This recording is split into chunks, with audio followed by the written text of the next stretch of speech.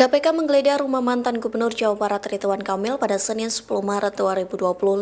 Terkait penggeledahan tersebut, politisi PDIP Guntur Romli memberikan respons. Hal itu dituliskan melalui akun X pada Senin 10 Maret. Dalam tulisannya, Guntur Romli menduga penggeledahan rumah Ridwan Kamil hanya drama. Politisi PDIP itu mengatakan pria yang akrab disapa Kang Emil masih berada dalam perlindungan Presiden ke-7 Republik Indonesia Joko Widodo. Sehingga menurutnya Ridwan Kamil akan aman-aman saja selama di Peking Jokowi. Bahkan tidak akan ada konsekuensi serius yang menimpa Ridwan Kamil karena backingan tersebut.